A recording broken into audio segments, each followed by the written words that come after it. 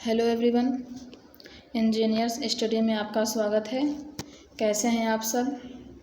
घर पर रहें, सुरक्षित रहें, पढ़ते रहें। बिल्डिंग मटेरियल का पहला टॉपिक स्टोन का लेक्चर चल रहा है। 2 लेक्चर हो चुके हैं जिसमें रॉक्स के क्लासिफिकेशन के बारे में बताया गया है। आइए एक बार फिर से देख लेते हैं। रॉक्स को 3 भागों में बांटा गया है। पहला है जियोलॉजिकल क्लासिफिकेशन, दूसरा है फिजिकल क्लासिफिकेशन, तीसरा है केमिकल क्लासिफिकेशन। तो पिछले 2 लेक्चर में जियोलॉजिकल क्लासिफिकेशन हमारा कंप्लीट हो चुका है। आज हम बात करेंगे फिजिकल और केमिकल क्लासिफिकेशन के बारे में। पिछले 2 लेक्चर में जियोलॉजिकल क्लासिफिकेशन हम पूरा कर चुके हैं। आज फिजिकल और केमिकल क्लासिफिकेशन ऑफ रॉक्स के बारे में पढ़ेंगे। तो आइए देखते हैं रॉक्स का फिजिकल क्लासिफिकेशन। तो फिजिकल क्लासिफिकेशन के आधार पर चट्टानों को 3 भागों में बांटा गया है। Stratified rocks, unstratified rocks, foliated rocks. जैसा कि नाम से ही लग रहा है, स्ट्रेटिफाइड रॉक्स के अंतर्गत वह रॉक्स आती हैं जिनका फॉर्मेशन लेयर वाइज होता है। वह स्ट्रेटिफाइड रॉक्स के अंतर्गत आती हैं। अनस्ट्रेटिफाइड रॉक्स के अंतर्गत वो चट्टानें आती हैं जिनका फॉर्मेशन लेयर वाइज नहीं होता है। वह पूरा यूनिफॉर्म रूप में होती हैं, एक सी दिखाई देती हैं। और फोलिएटेड रॉक्स में वो रॉक्स आती हैं जिनका फॉर्मेशन लेयर वाइज तो होता है, परंतु ये लेयर्स बहुत पतली होती हैं। फोलिएटेड रॉक्स के अंतर्गत आती हैं। आइए तीनों को बारी बारी से देखते हैं। तो स्ट्रेटिफाइड रॉक्स, इसके अंतर्गत सेडिमेंट्री एंड मेटामॉर्फिक रॉक्स आती हैं। यह लेयर्स में फॉर्म होती हैं। इसका एग्जाम्पल हम लेंगे सेडिमेंट्री तथा मेटामॉर्फिक रॉक्स का एग्जाम्पल जो होगा वह स्ट्रेटिफाइड रॉक्स के एग्जाम्पल होंगे।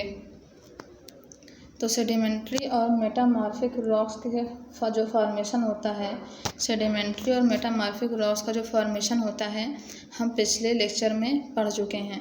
तो सेडिमेंट्री रॉक्स से ही मेटामॉर्फिक रॉक्स बनती हैं। कैसे बनती है? जब सेडिमेंट्री रॉक्स पर हाई प्रेशर और हाई हीट कार्य करता है तब वह मेटामॉर्फिक रॉक्स में परिवर्तित हो जाती है। इनका फॉर्मेशन लेयर वाइज होता है। इसका एग्जाम्पल क्या हो जाएगा? जैसे लाइमस्टोन, सैंडस्टोन, मार्बल हो जाएगा हमारा मेटामॉर्फिक रॉक्स। यह सब स्ट्रेटिफाइड रॉक्स के एग्जाम्पल हो जाएंगे। इनका जो फॉर्मेशन होता है लेयर में होता है। दूसरा है हमारा अनस्ट्रेटिफाइड रॉक्स। अनस्ट्रेटिफाइड रॉक्स के इसके अंतर्गत इग्नियस रॉक्स आती हैं। पिछले लेक्चर में इग्नियस रॉक्स कैसे बनती हैं सबके बारे में बताया गया है। इग्नियस रॉक्स हमारी बनती हैं ज्वालामुखी के फूटने से। ज्वालामुखी जब फूटता है तो उसमें से मैग्मा बाहर आता है। मैग्मा का मतलब लावा बाहर आता है। यह लिक्विड फॉर्म में होता है। लिक्विड फॉर्म में होता है। जब यह ठंडा होता है, जम जाता है, तब इग्नियस रॉक्स का निर्माण होता है। जैसा कि आप जानते हैं लिक्विड और लिक्विड मिलेंगे तो उसमें लेयर्स नहीं बनेंगी, वह यूनिफॉर्म हो जाएंगे, एक से दिखाई पड़ेंगे। तो वही इसमें कहा गया है कि यह जो होती है लेयर्स में फॉर्म नहीं होती है। लेयर्स में फॉर्म नहीं होती है, एक पिंड के रूप में दिखाई देती है। तो इसका एग्जाम्पल हो जाएगा हमारा ग्रेनाइट, बासाल्ट, ट्रैप। ये सब इग्नियस रॉक्स के एग्जाम्पल हैं। तीसरा है हमारा फोलिएटेड रॉक्स। तो फोलिएटेड रॉक्स के इसके अंतर्गत वह चट्टानें आती हैं जिसमें लेयर्स बहुत पतली होती हैं। यह लेयर्स के रूप में फॉर्म होता है, यह लेयर्स के रूप में फॉर्म होता है। इसका जो एग्जांपल हो जाएगा हमारा स्लेट। तो फोलिएटेड रॉक्स भी सेडिमेंट्री या मेटामॉर्फिक रॉक्स ही होती हैं। इसमें जो लेयर्स होती हैं काफ़ी पतली होती हैं। आइए कुछ पिक्चर दिखा दें आपको। ये है हमारा सैंड स्टोन। क्या है? सैंड स्टोन है। Sand stone. सैंड स्टोन किसका एग्जाम्पल है? तो यह सैंड स्टोन किसका एग्जाम्पल है? यह सेडिमेंट्री रॉक्स का एग्जाम्पल है। सेडिमेंट्री रॉक्स का एग्जाम्पल सैंड स्टोन है। इसका फॉर्मेशन जो होता है लेयर वाइज होता है, उनकी जो परत होती हैं काफ़ी मोटी होती हैं। यह है हमारा स्लेट। जैसा अभी दिखाया था फोलिएटेड रॉक्स का एग्जाम्पल स्लेट था, तो यह है हमारा स्लेट। स्लेट किसका एग्जाम्पल है? स्लेट मेटामॉर्फिक रॉक्स का एग्जाम्पल है। किसका एग्जाम्पल है? स्लेट मेटामॉर्फिक रॉक्स का एग्जाम्पल है। तो फोलिएटेड रॉक्स के अंतर्गत वह चट्टानें आती हैं जिनमें लेयर्स बहुत पतली होती हैं। इसमें इसका एग्जाम्पल हो जाएगा स्लेट। स्लेट मेटामॉर्फिक रॉक्स के अंतर्गत आता है। अब हम पढ़ेंगे रॉक्स का केमिकल क्लासिफिकेशन। रॉक्स का केमिकल क्लासिफिकेशन। केमिकल क्लासिफिकेशन में हम चट्टानों को केमिकल के आधार पर, उनमें उपस्थित केमिकल के आधार पर उनका नाम दिया जाता है।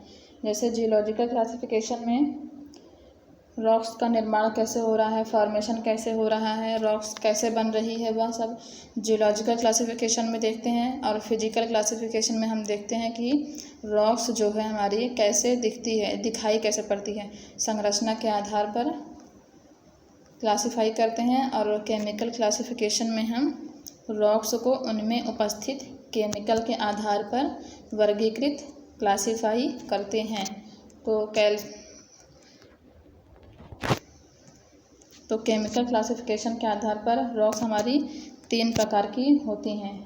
केमिकल क्लासिफिकेशन के आधार पर रॉक्स 3 प्रकार की होती हैं। पहला है हमारा सिलिशियस रॉक्स, दूसरा है आर्जिलेशियस और क्लेई रॉक्स, तीसरा है हमारा कैलकेरियस रॉक्स, रॉक्स। तो सिलिशियस रॉक्स में सिलिका की मात्रा SiO2, S से सिलिशियस और S से सिलिका। आर्जिलेशियस रॉक्स में हमारा आ जाएगा Al2O3 एलुमिना, A से आर्जिलेशियस और A से एलुमिना। याद रखने का तरीका है, आप लोग कंफ्यूज ना होइएगा। S से सिलिका होता है और S से सिलिशियस रॉक्स। तो सिलिशियस रॉक्स में जो हमारा होता है उसमें सिलिका की मात्रा सबसे अधिक होती है। आर्जिलेशियस रॉक्स में एलुमिना Al2O3 की मात्रा अधिक होती है। और कैलकेरियस रॉक्स में चूना CaCO3, C से कैलकेरियस और C से कैल्शियम कार्बोनेट की मात्रा अधिक होती है। आइए तीनों को बारी बारी से देखते हैं।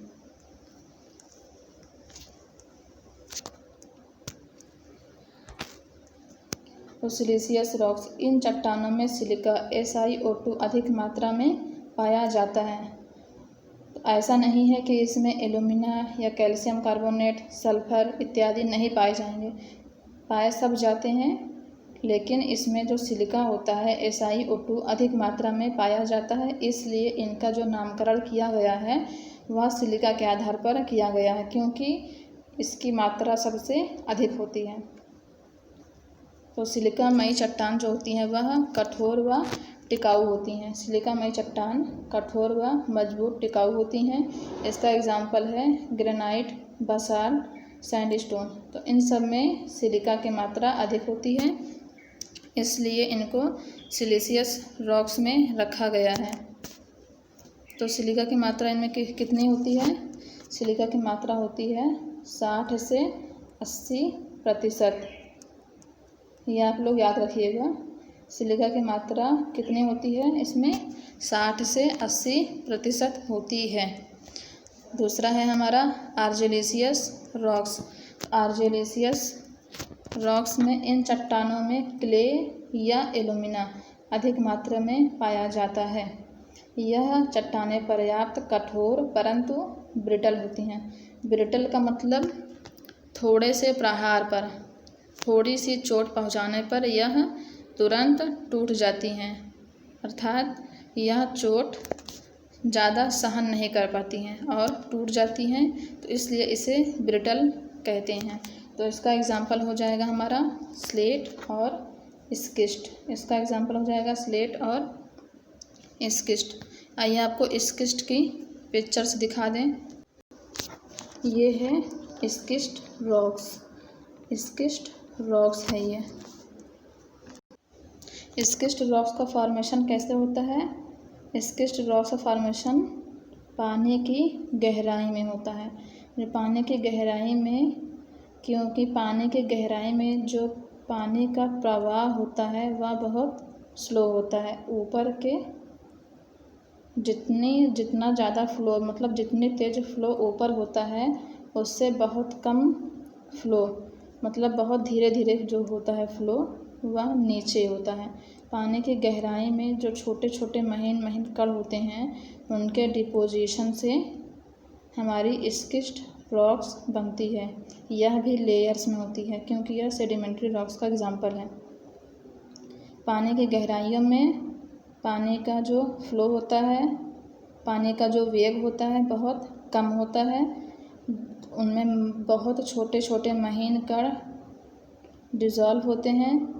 जब वो बहकर दूसरे स्थान पर जाते हैं, उनका जब डिपोजिशन होता है, नेचर प्रेशर कार्य करता है,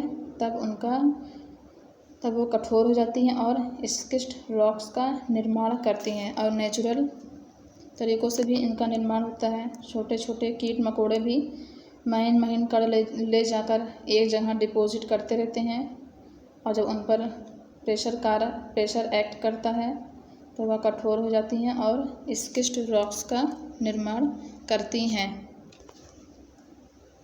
तो इसको केमिकल क्लासिफिकेशन के आर्जिलेशियस रॉक्स के अंतर्गत रखा जाता है क्योंकि इसमें एल्यूमिना Al2O3 की मात्रा अधिक होती है, इसलिए इसके केमिकल के आधार पर इसका नाम आर्जिलेशियस रॉक्स रखा गया है।